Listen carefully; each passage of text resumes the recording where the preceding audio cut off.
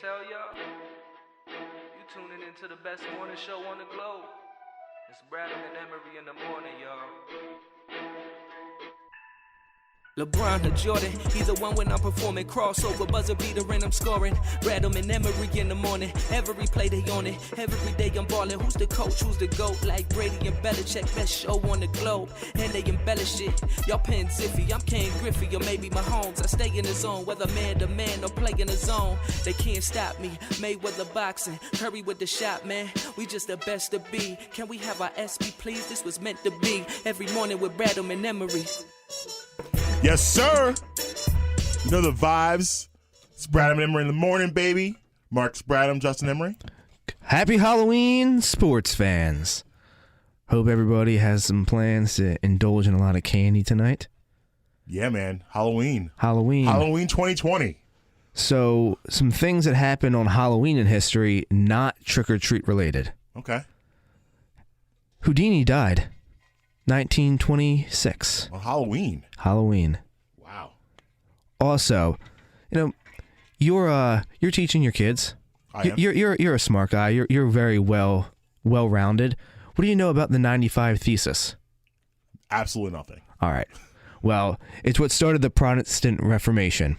Martin Luther posted the 95 Thesis outside of the church, and it spun off. Check it out. It happened in the 1500s. So anyway, today marks the day that he did it. Oh, okay. And it's a major event that changed the course of history. Wow. All right, yeah, Check it out. Check it out. I mean, I'm not going to bore everybody with like 16th century history right now, but check it out sometime. Well, you sparked my curiosity. I'm gonna get after it. So, are you a Halloween man? No. Yeah, I like Halloween. To me, is well. First of all, fun fact about myself: I did not go trick or treating. The first time I went trick or treating, I was 10 years old, because I grew up in the city. So you don't trick or treat in the hood. That's not Right. that's not what you do. Like you don't go in Jamal's house and ask for candy. Trick or Right. treat. That might not end well for you. It might have might have some issues. adverse consequences. Yeah, you might see some issues. So I didn't trick or treat the first time. I didn't even know really. I thought it was something like only in the movies. So like I remember when I moved up here, it was like, "Hey, you going trick or treating?" I was like, "Oh, people do that?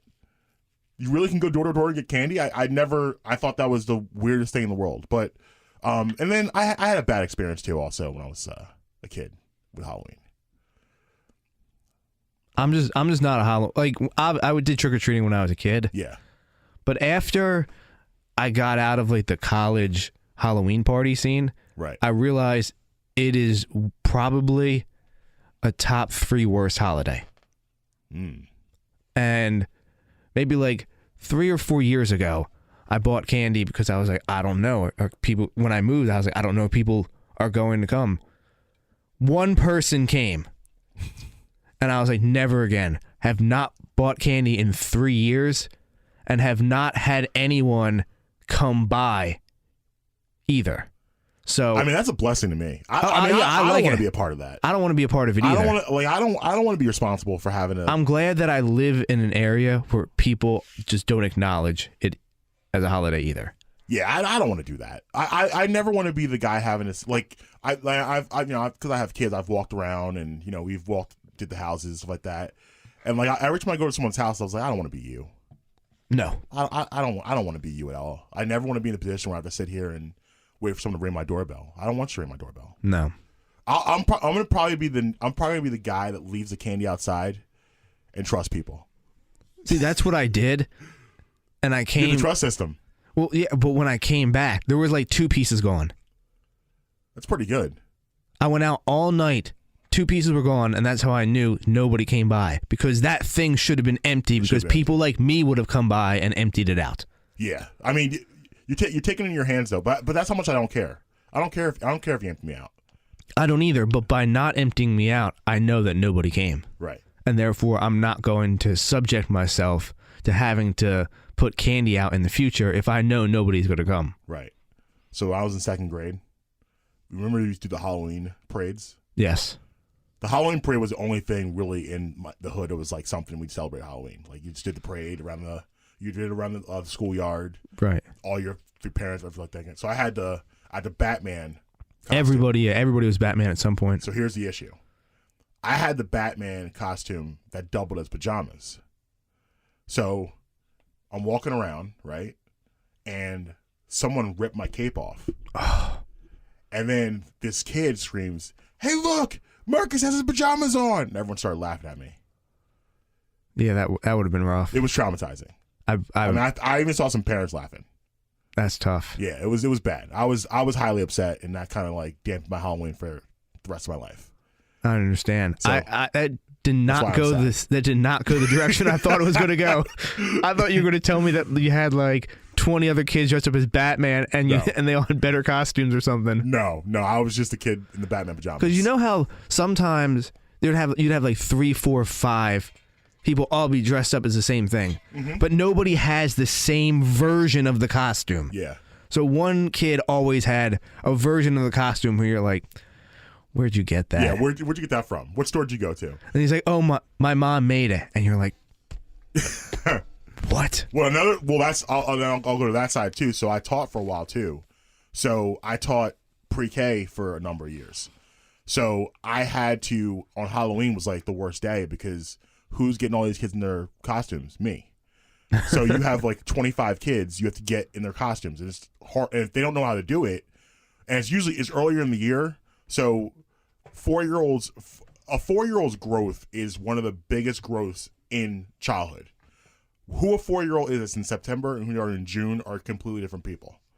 So you're still on that other side of things where they're just like, they're baby giraffes basically. They have no idea how to use any of their limbs. Like, they're trying to put things on, things are slipping off, they're getting frustrated. So you're pretty much responsible for putting on like 20 costumes in 45 minutes. It's bad news. That sounds terrible. It's not good. So that's kind of why I feel about Halloween. But I do enjoy candy. I'm a candy man. I'm not going to turn down some candy. I'm a candy connoisseur, I would say. Yeah, well, a rumor has it. Word on the street is that you got a little list for us. I do. Unfortunately, it's not the complete list. Oh, complete list got left behind. Unfortunately, we can do a partial list though. But I do have a partial list, and I got the more important side of it. Okay. I do have the list that has the worst candies on there. Yeah, we got to address that. You got to know what to avoid. I agree. So where do you want to start with this? Let's start with the best list first, and then we'll go to the worst list. Okay, I'm going to do it in order of 5 to 1. All right, I like that. With an honorable mention at the end. I enjoy a countdown. Okay, 5. The Babe Ruth. Ooh, you're a Babe Ruth man. I am. You're a peanut guy? Not overwhelmingly. Like, I'm not going to have a peanut chew or something like that, or a payday. Something that's just covered. But I do just a little bit of nut. Yes. Okay. 4. Skittles. Skittles is quality. Skittles is a staple. Candy. The little baby bag of Skittles. Yes. Yeah, you gotta have that. Yes. That was clutch. Speaking, we talked about the lunchroom yesterday. Yes. The Halloween that month after we got all the Halloween candy, and you're bringing in a little candy in. Clutch month. And if you can ration that, so once the other kids have run out, yep, and you come in and you still have the stock of your good stuff, absolutely, you're set. You're good. Number 3, the Butterfinger. Love a Butterfinger.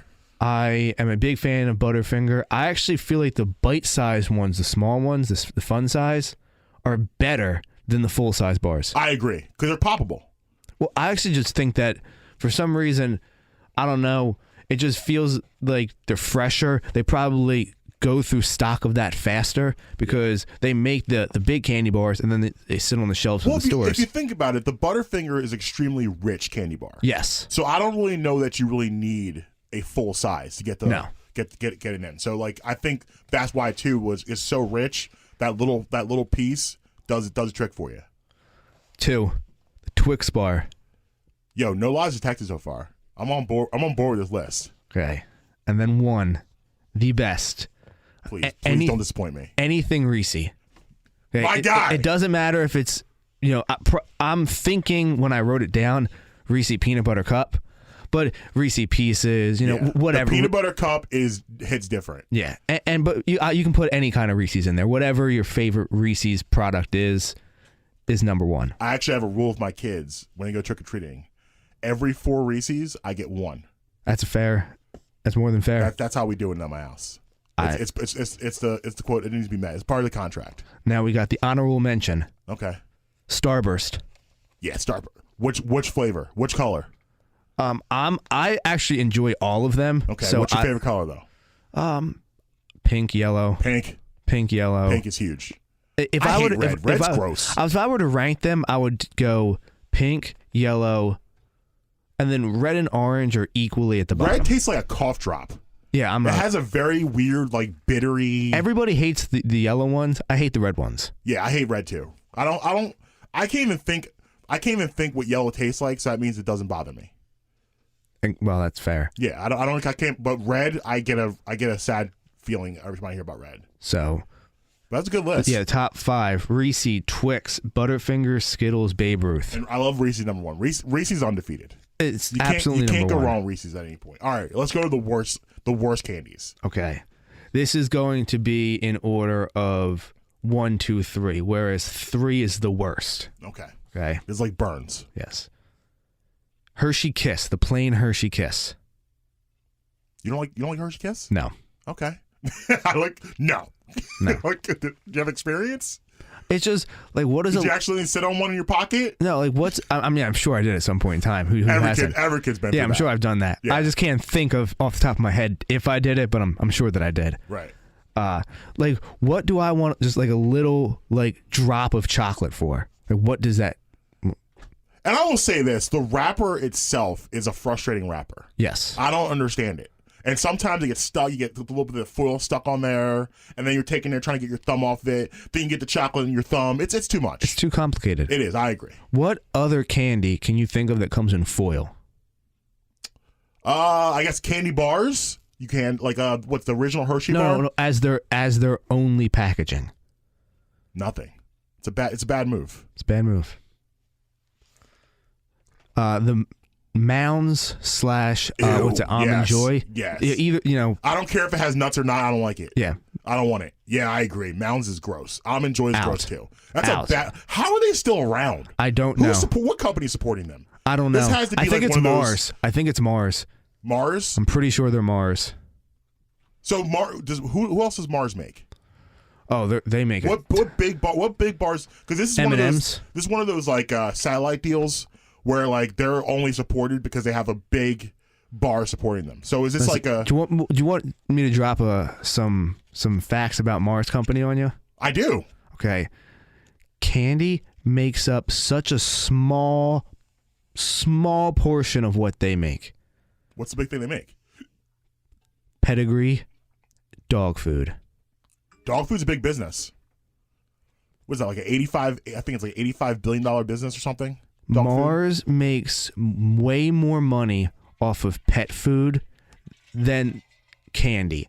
And by way more, I mean several times more money on pet food than it does candy. Wow. That's interesting. Like tens of millions of dollars. That's why Almond Joy and Mounds are still in business. Oh yeah. Yeah. That's a good call by you. That's a terrible candy. I've never, you know how bad it is? I've never even tried it. I just look at it and I don't want it. I've tried it once when I was probably like, I don't know, 8, 10, 12. That's a wrap. My thing is I hate coconut. I hate coconut too. Coconut pieces freak me out. Like I remember I was at a flashback to childhood. Like, you know how big like that like snack was after dinner? The after dinner snack was like major. Oh yeah. Like that was a huge deal. So I used to love like the Tasty Cake products. And like we lived like next to one of those bodegas in the city, like the corner stores where they sell like everything. Right. So usually one of my parents would go over and get me like a snack from there. And I remember I was like 6, and my dad went over and bought me a Coconut Junior, but I'd never had it before. So it looked like icing. I'm not a huge icing fan, but I'll eat icing. I take a bite of this thing, I immediately start weeping. That's how upset I was. Like the senses of having like that in the way it crunches. It's just a gross coconut. Shredded coconut is like the worst thing to happen to sweets. It's horrible. I hate coconut in every form. Yeah, I'm not a coconut man at all. And like I'll like in alcohol, I'll tolerate it sometimes, but I don't really want it.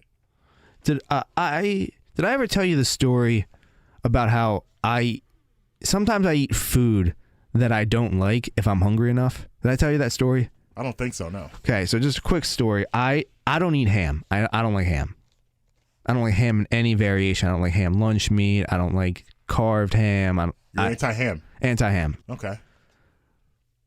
One of the very few foods I don't eat that I don't like. Yeah. I can probably maybe count on both hands the amount of food that I actually don't like.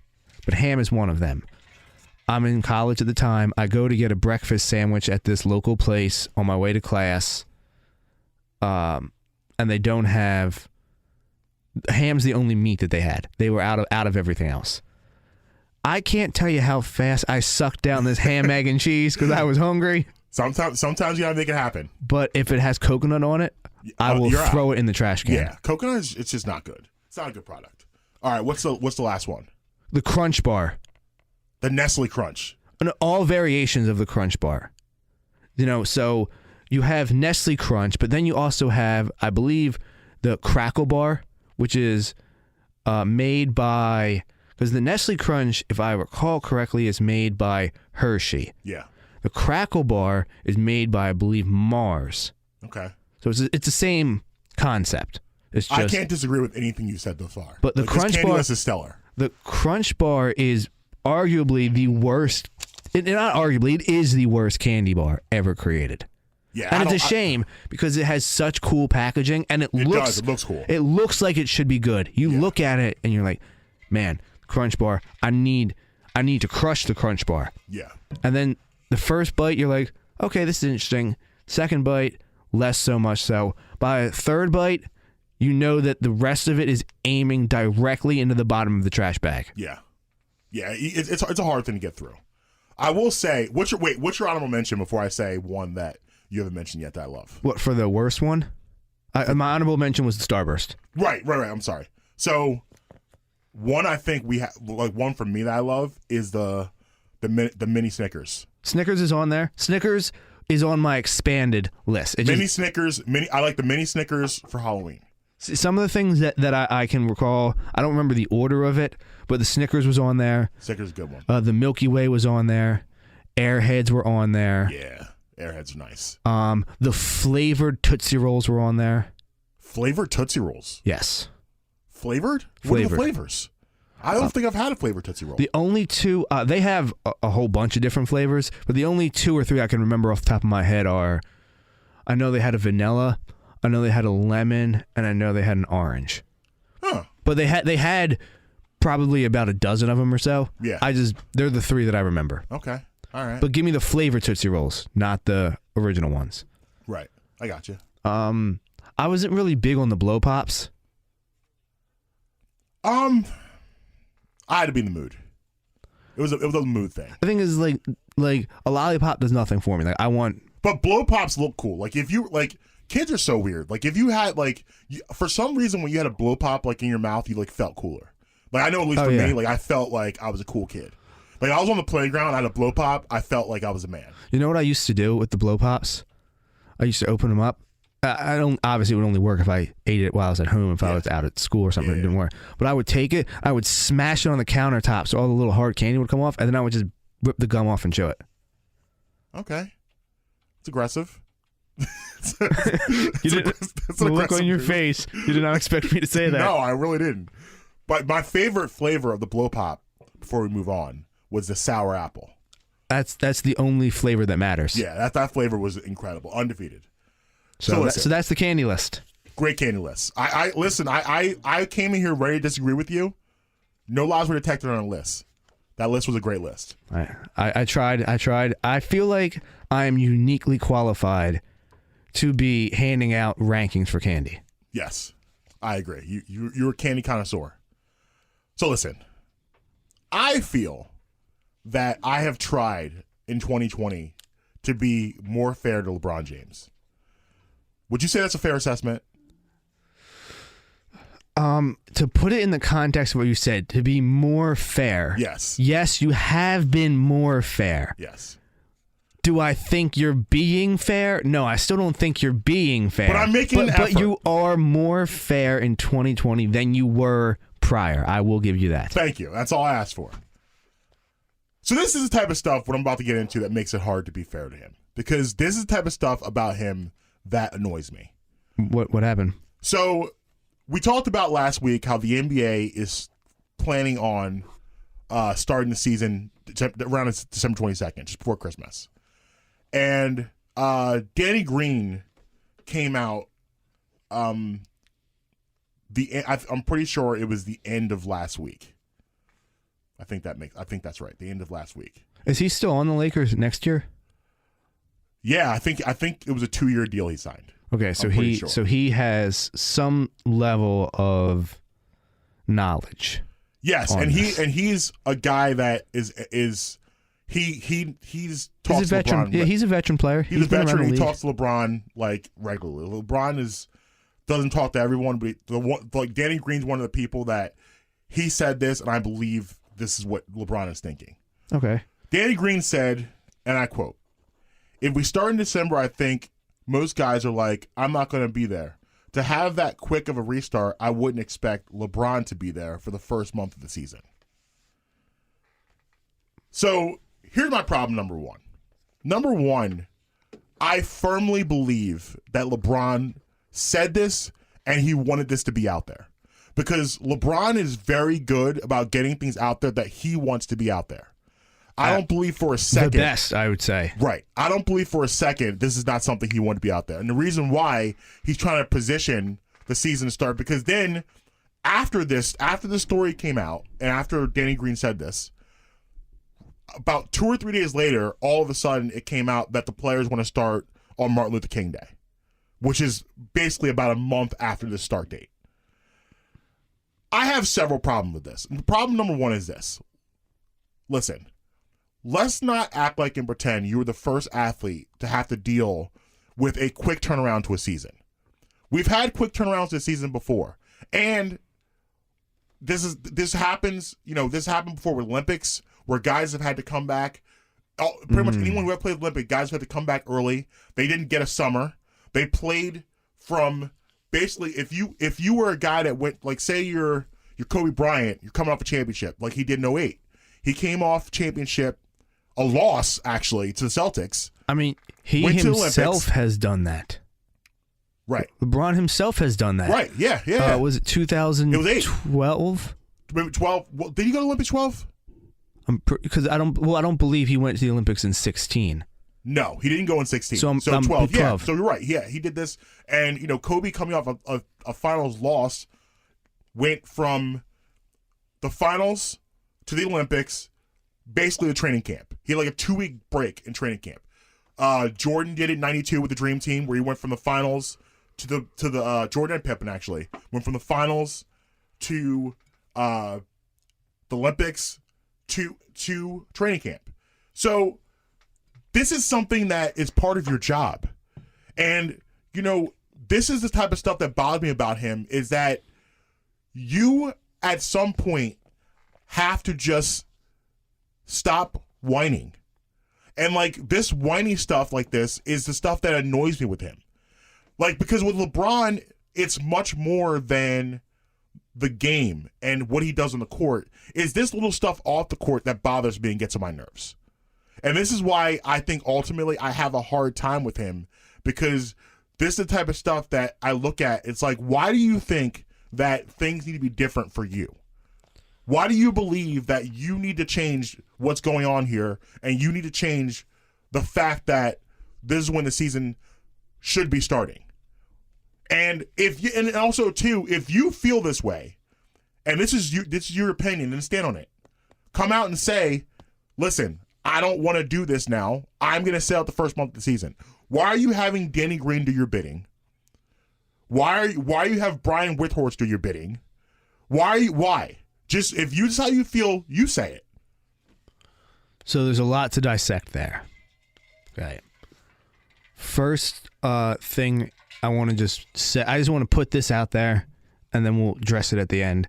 If LeBron is younger, does this come out? No. Okay. What's he, 35 now? Yes. If LeBron's 28, does this come out? Probably not. So you have to, that's number one. Secondly, I have no problem with him sitting. If he chooses to sit out the first month of the season, that's his decision. I have no problem with that. I don't like the fact that if he said, this is all speculation. This is all if he said this. Yes. Okay. So we're going off the premise that he said this. Yes. I don't like that if he said this, then the league will change the start date. That's what bothers me. But and you know they will. But if the league says to them, we're starting on, what was it, December 22nd, I believe it was? Yes. If the league says to them, we're starting on December 2nd, and LeBron says, well, I'm not playing till Martin Luther King Day, that's that's between him and the Lakers. Kawhi takes off every other game. So, which I don't like either. I mean, but again, that's not my issue. Like, that's between Kawhi and the Clippers. Right. This is between LeBron and the Lakers. I have no problem with that. What I don't like is if the league makes a decision based upon what a player wants. Yeah, I would agree. And I wouldn't be surprised they do because but let's take this and put this singly focused on the Lakers. Like, if you're the Lakers and you're the team, like, what do you think about this? Like, because I know if I was a teammate, it would bother me. Like, so what we don't know is how do the Lakers players, the other players, feel about the quick turnaround. Like, we don't know what Kyle Kuzma thinks about it. We don't know what. I mean, does anyone care though? Like, Kuzma could never. But come I'm out. saying, like, what about? Okay, let's skip the Lakers then. We don't know what Jimmy Butler feels about this. We don't know what. I bet you I know what he feels about it. What Bam? I bet he says that date I'll be there the 21st. Well, yeah, he'll be there in the parking lot, waiting.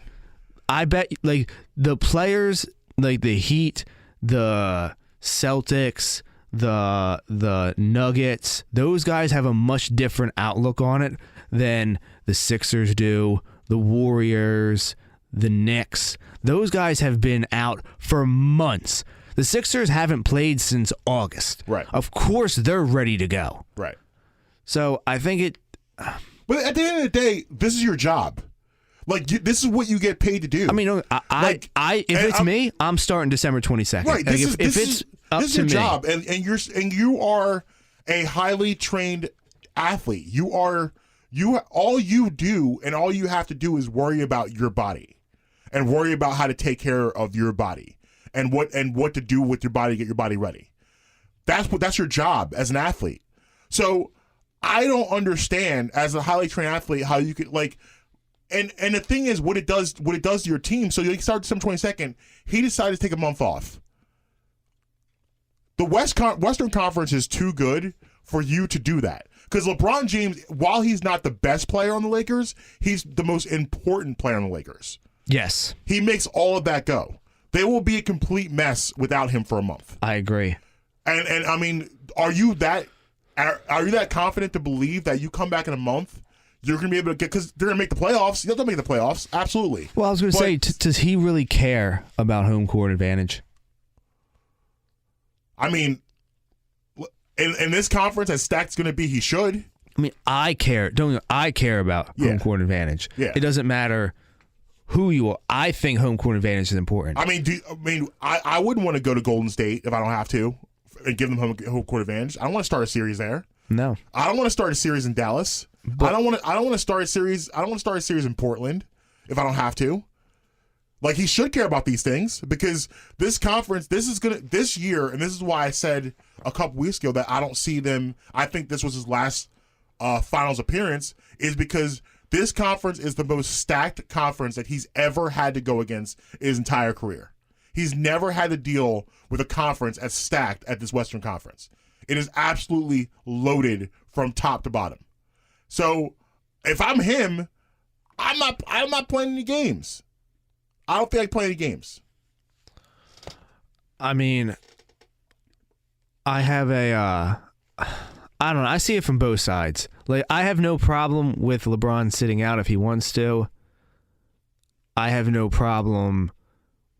My only issue is if the league pushes the start date back because of what he said. Yeah. As long as the league starts on December 22nd, or whatever it is, 21st, 23rd, whatever date they decide to choose. By Christmas. Yeah. That's the only thing that I care about. Like if LeBron wants to sit out for 3, 4, 5 weeks, like I said, the Lakers are going to make the playoffs, even if he does sit out. What's the knock on wood, you don't want anybody to get injured, but what's the difference between him sitting out a month and then playing every game, or him getting hurt and missing a month?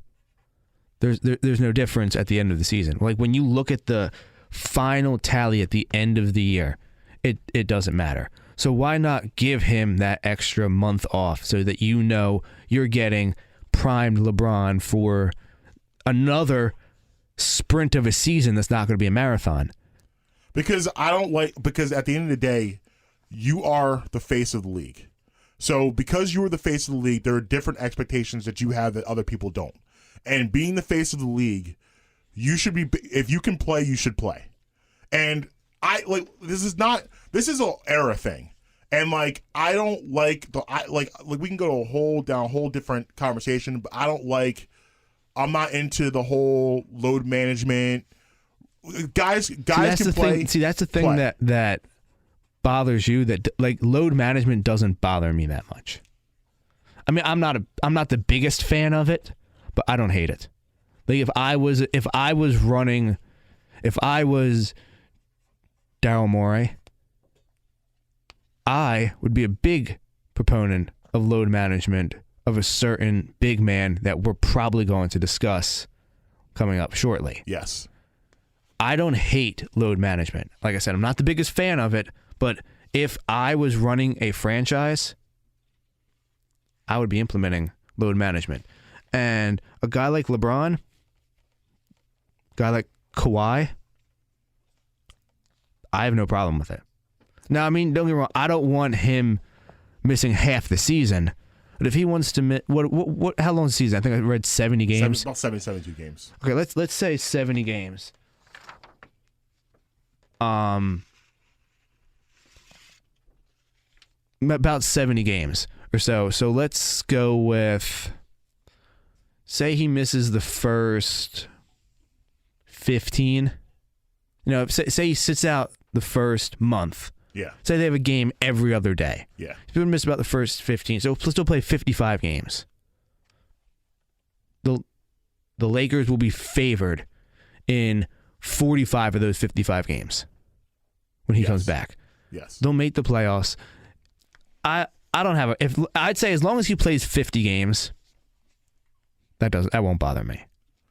Now, if he were to only play 30, 35, 40, now I'm starting to shift my viewpoint to you, to your side a little bit.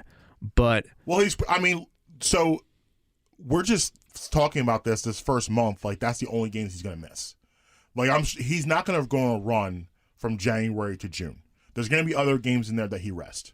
Right. So I think the 45 to 50 probably is more realistic because he's going to miss more games down the line. Like I said, that's between LeBron and Lakers. I got no problem with it. I don't hate load management. It reminds me a little bit of in baseball when you have a good pitcher and when you guys move guys up. Oh, let's give them 3 days rest. Let's give them 6 days rest, 4 days rest. With your starting pitching, I got no problem with it. Yeah, I mean, I don't know. I just this is the type of stuff that annoys me with him, but I want to move on because we got some Sixers to talk about. Oh, and this is going to be a fun segment to do because you and I haven't talked about this on or off air. Yeah, we haven't addressed it all. I mean, I'm excited. I'm very excited. Daryl Morey, for those of you who don't know, is now in charge of basketball operations for the Philadelphia 76ers, which is it's one of those things where I respect and I like it when people can admit error and say, you know what, we messed up here. Because it's going to happen. There's no pun intended, there's no perfect process. to anything. Right. And you're gonna have mistakes. There's gonna be trial and error. And the Sixers messed up here. There was a couple things they did along the way that didn't go according to plan. And honestly, it's to be expected when you set off on something like they did to write a franchise that was going in the complete wrong direction. And there's a lot of things that I would have done differently. And I wish they did do differently. Like, for instance, if I would have known everything I knew today, and everything that happened today and where we sit now, I would have given the Covington, Saric, Ilyasova team a little more time. Redick team a little more time. Landry Shamet also was on that team also. I would have gave them more time. If you told me we're not going to keep Jimmy Butler, then what was the point of getting rid of all of them? Because you gave up a lot of assets, which the whole point of the process was to acquire assets to get superstars. Well, you do that, you bring in Jimmy Butler, but then he walks for nothing. If I would have known that, I would have given that team way more time. Because that team, if you remember, won like 17 in a row going to the playoffs. And if it wasn't for really bad coaching in that second round, they should have beat that Boston team. They should have beat the Boston team. But it was bad coaching down the stretch from your former coach Brett Brown. So imagine if you had all of those pieces still here growing together. And what happens, maybe not this year, but going into next year, with all these pieces being a year older. You saw how, like, Robert Covington had a breakout performance here in the playoffs. He played well in the playoffs. Dario Saric continued to be Dario Saric.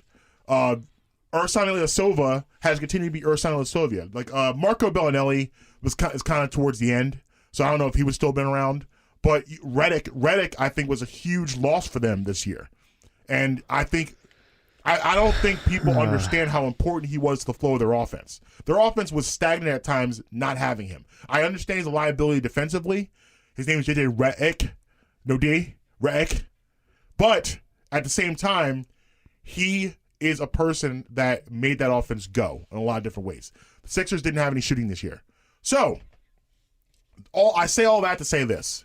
I like it when people can recognize their error and change it and not be stubborn.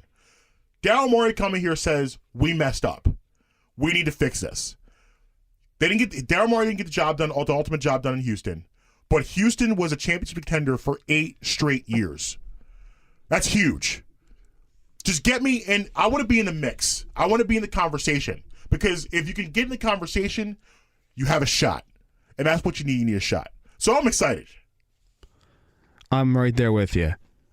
I have to commend Josh Harris for this. Because he brought in a coach. Now, he got the job done in Boston. He fell short with an extremely talented and favored Clippers team. Mm-hmm. But he's still one of the better upper-level coaches in the NBA. And even that decision, D'Antoni was the guy. They were going to hire him. They were going to hire him. Until Doc Rivers came available. Yes. And when he came available, we said, whoa, wait a minute. Hold on a second. We can get... Oh, I'm sorry. It was nice, but...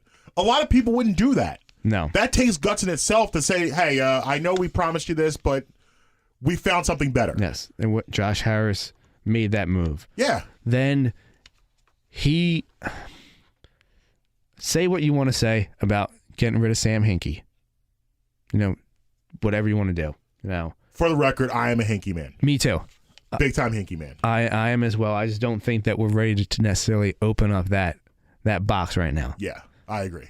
That'll be another 45 minutes. Yeah, we're not ready to open that box. Why Hinkie was did a great job. Yes, but you need a guy like that. Yes. And you didn't go and get Hinkie's protege. You went and got his mentor. Right. Yeah. So I'm extremely excited about that. Yes. Then let's be honest. Elton Brand is the general manager in title only. Right. We know who's making the decisions and all of this. Yes. Now, there is a place for Elton Brand in this front office. You always hear people say he's one of the friendliest guys. He's one of the nicest guys. He knows everybody. Right. There's a place for that in the front office. 1,000%. You know how you always have those friends who, when you guys are, you get your group of friends together and you're going to try to get something, try to do something, you're always like, don't let him talk. Yes. Well, you have guys like Elton. You should never let him negotiate. Right. Let him come in at the end, shake people's hands. Hey, you're coming to the Sixers. Yes. We can't wait to get you here. That's what you need to use Elton Brand for. He's the guy who's like, you don't let him talk when it comes time to the business side. You let him come in, shake hands. What do they say? Shake hands, kiss babies. Kiss babies, yep. Yeah, all that. That's what Elton Brand needs to do. Mm-hmm. Daryl Morey needs to be laying the foundation, and I think he will. Like, he didn't come here and take this job to not run the franchise. Yeah, he never would agree to this if he had final control, if he had all control of this. And Josh Harris, please, first off, when he holds a press conference for this, which he will, don't let Josh Harris talk, number one. Okay, I'm tired of listening to that man talk. I agree. That's number one. Secondly, tip of the hat for bringing in basketball people to run your basketball team that you don't care about. Let's be honest. He doesn't care about the team. Right. But he understands that without a winning team, it affects the bottom line. Yeah, absolutely. And I think that this could be a push for him to get that new stadium. He wants that new arena. Oh, absolutely. And building a contender will get him that new arena. Right. And, I think he's tired of sharing it with the Flyers. He wants his own arena. He wants the Wolf Blitzer, whatever corporation that he has. Yeah. Or not Wolf Blitz, Harris Blitzer. Yeah. He wants the Harris Blitzer company that he has to have his own. He wants to be, who's the guy that owns the Rams? Stan Kroenke? Kroenke, I don't know. That's who he wants to be. Yeah. Because that guy owns the Nuggets, but he also owns the arena that the Nuggets play in. Right. And he owns the Avalanche. So he owns that's all him. Right. That's what he wants. He doesn't want to be tied down to that Wells Fargo, Comcast umbrella. Yeah. He wants his own thing. And the only way you're going to be able to get that is with a contender. Absolutely. And all great points, by the way. And Doc Rivers, I like the fact that all he's going to have to worry about doing is coaching the team. Doc was doing too much in L.A. They had him doing too much. I like the fact that here, just coach the team. Just be a coach. Daryl Morey take care of everything else. You just coach. And my number one, listen, as simple as it's going to sound, this is my biggest selling point. And you just hit on it just a minute ago. Daryl Morey making decisions means Elton Brand is not making decisions. Yes. And that is the number one reason why this needs to happen. Absolutely. Because we learned a lot about Elton Brand this year. I don't need to learn anything more. And listen, it doesn't mean just because you fail at something, it doesn't mean you're a failure. It doesn't mean you're not going to be successful at any point. Elton Brand can learn from a guy like this. He can learn a thing or two. And maybe down the line, he can step in and, maybe not here, but go somewhere else and be successful. But the decisions he made here, that ain't it. And, I'm just really excited about this because for the first time in about maybe, a couple years, I would say since the Colangelos came in. Yeah, I'm fully confident. I'm back 100% sold in. Yes, I'm very confident that this is going to be rectified. Now, my next question is this. How do you think Daryl Morey attacks this? Because there's a short window to change things here. And honestly, the window is now. The window is open, and you need to get through the window before it closes. Right. But what happens here? Because here's the thing that JD Redick said on his podcast that I 1,000% agree with. Ben Simmons and Joel Embiid's supporting cast has changed each year. They have never, ever been able to grow with any supporting cast. Every time there's players around them, they are gone within a year. So I don't believe the supporting cast here is the best people to play with Ben and Joe. Why? Because it doesn't suit their strengths. Ben is a pace guy who needs shooters around him. There's not really any shooters around him. Joe is a guy that should be on the block most of the time, and if he is, it's a spacing issue because there's no shooters. So you're going to need to bring in some sort of shooters. But to do that, once again, you're going to have to get rid of some of these pieces again. So, how does he attack this? Does he wait and see for this year and see how this plays out? Or does he go right in and start replacing some of these co-stars? Well, there's immediate moves on the surface that has to be made. I don't know if you're going to be able to do it, but the first thing you do is you move that Al Horford contract. Now, I've heard stories that, I shouldn't say stories, I've heard rumors that the Knicks are interested in acquiring expiring contracts, bad contracts, dead cap, to do basically what the Sixers did during the process. Yeah. Could be something to explore. I don't know if I would necessarily want to send Horford to the Knicks, because what if he happens to pull out his Celtics self against you, 6 times a year? Right. Whatever it is. It's just something that I wouldn't want to feel like dealing with. And he was a matchup nightmare for Joel Embiid for years. Now, 2 years older, he looked real bad this year.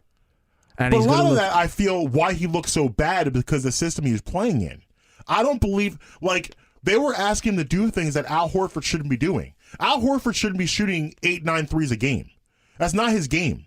And again, that was a piece issue. Al Horford. I mean, but come on, still 2 years older. Yeah.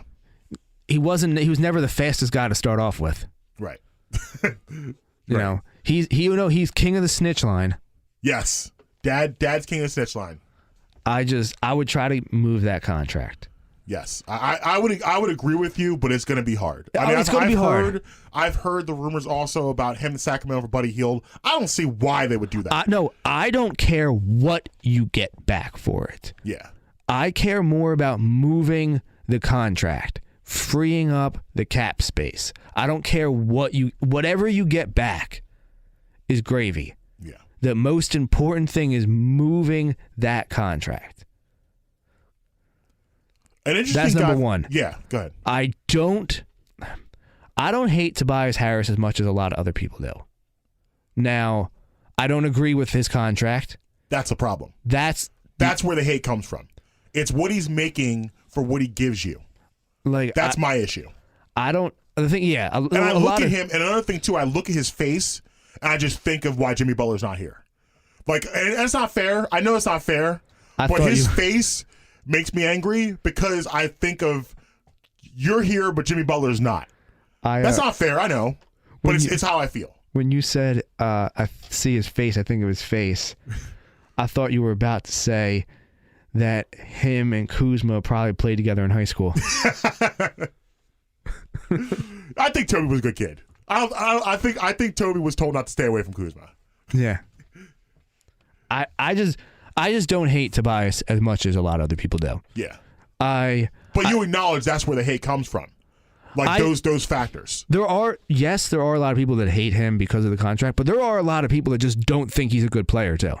I disagree with that. And I disagree with that too. There's a lot of people who just, if he doesn't, I mean, this kind of comes back to what you say, but he's not the kind of guy who will drop 30 a night. No.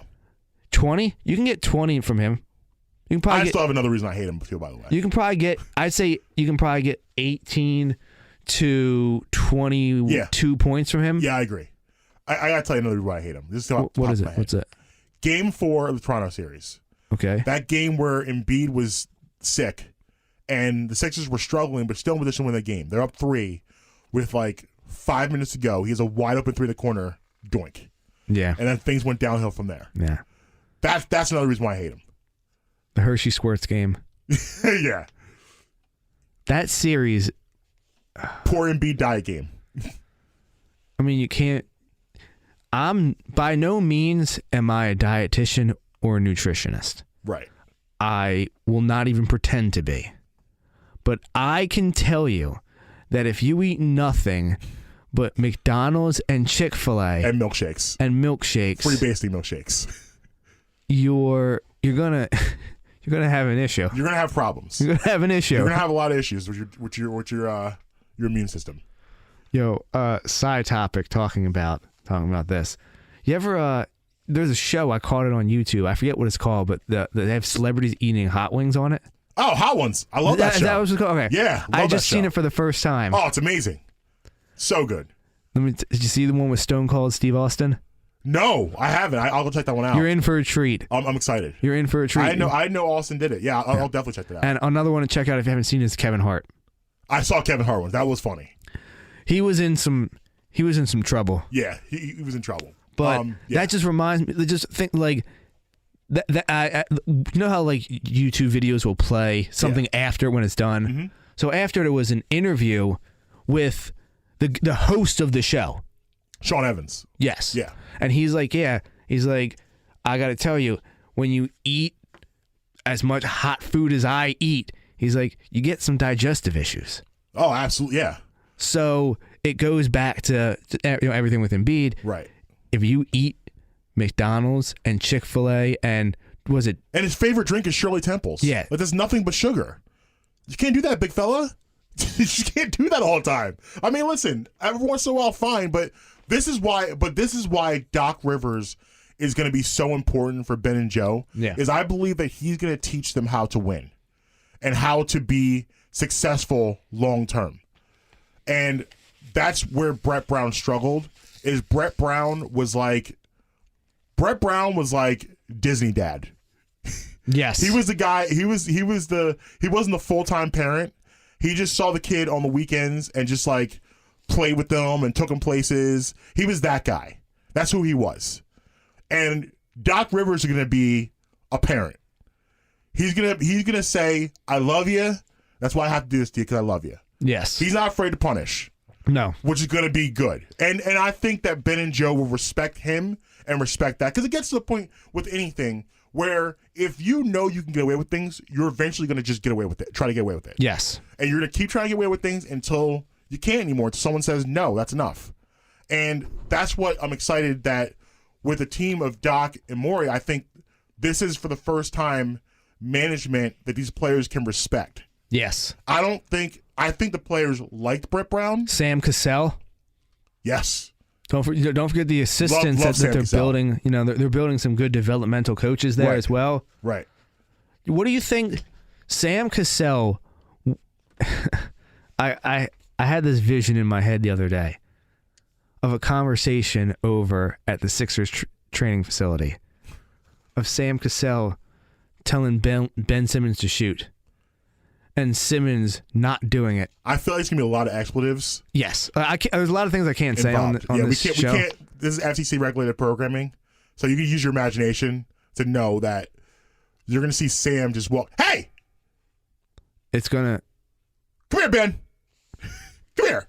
This is The good. film Somebody's not going to be is here. gonna be legendary. They're gonna be legendary film sessions. Somebody's not going to be here after this year. Yeah. Yeah. There will be changes made if people don't change their ways. Yes. But listen, at the end of the day, I'm optimistic. I'm excited. I'm optimistic. I thought I was optimistic going into last season, but really I was talking myself into being optimistic. Like I talked myself. I was like, well, they're gonna be a really good defensive team. I got rid of all their shooting. I really am optimistic going into this year. I'm excited. Is this hiring the biggest headline since Twittergate for the Sixers? I'm gonna say yes. I don't because what has happened. Well, The Elton Brand hiring is not bigger than this. no. The Brett Brown firing is not bigger than this. Yeah, I guess you're right. I mean, maybe like the Jimmy Butler not resigning, but that's what I was thinking. But I still think this is bigger. I think this is the last three biggest headlines is this hiring, Twittergate, and the outing of Hinkie. Yeah. The controversial outing of Hinkie. We will address that. Yes. Maybe we will address. I would like to do a Sam Hinkie tribute show. Yeah. We will dedicate an entire Show episode Sam Hinkie. to that. And why people are fools for thinking the process was not a good idea. Yes. I still don't understand those people, but I don't want to get into that now Yes, because we're yeah. running short of time. I want to get something real quickly that I want to ask you about. What's up? So 50 Cent came out and said that he revealed that last year Eminem turned down a $100 million tour that would have been him, 50, Dre, and Snoop, just because he just didn't want to do it. Eminem, I would say, does not enjoy touring. He's not like he does Not anymore. When he was younger, When he was I think younger, he enjoyed he's not it. into it at all anymore. And like his tours are very exclusive now. He doesn't do the long city No, tours. it's 2 or 3 shows. So I want to ask you, what is a tour that you would love to see come to life? No, what's the parameters for? Like 3, like Give me two artists together. I've seen most of my A-listers. I've seen them already in Fantasy concert. book for me. Give me a fantasy booking. Okay, how many? 2 artists. 2? Okay. Drake. And then I'd say, and these are 2 people I've seen them both in person already before. I'd say a coin flip between Eminem and Jay-Z. Okay. And I've seen, like I said, I've seen both of them already in person. But As have I. Yeah. I would say Eminem, Drake, Jay-Z. Pick any 2 of those 3. I'm gonna go a different direction with this. Right. So here's what needs to happen. Justin Timberlake needs to reunite with NSYNC. Go on tour with the Backstreet Boys. It will be maybe the biggest grossing tour of all time. That would be tough to beat. And here's why. Justin Timberlake is the Michael Jackson of that group. I agree. NSYNC. And he was the only guy that became so successful. So what you get is you get Justin's solo hits, you get NSYNC's hits, and you get Backstreet. That would be very difficult to beat. That would be insane. That's just money to be made right there. I have and one. I don't understand why he is against this. I have one that could potentially beat that. Now I'm not saying these are my favorite, but I think that you would be hard pressed to beat a Justin Bieber Taylor Swift tour. Oh, yeah, that would be a tough one. That would be. I mean, like I said, that would be, I would not personally go, but there is a lot of people. Oh yeah, that would go. Oh, absolutely. That would be a major deal. That would be a big. I mean, they should do a Canada tour. Yes, Drake and Bieber. Yes, Drake Bieber the Canada tour. I mean, like I said, Eminem notoriously, like you said, Eminem notoriously does not like to tour. I saw him during his Rihanna. Was it the Monster Tour? I think it was. Mm-hmm. Yeah, I saw him during the Monster Tour. But he does like one, maybe 2 shows a year. I saw him at the Electric Factory back in like 2003. Nice. He did Electric Factory is a great venue for a concert. Yes, I agree with that. So listen, we're gonna go ahead and get out of here. Tomorrow we're gonna deal with the Eagles and Cowboys.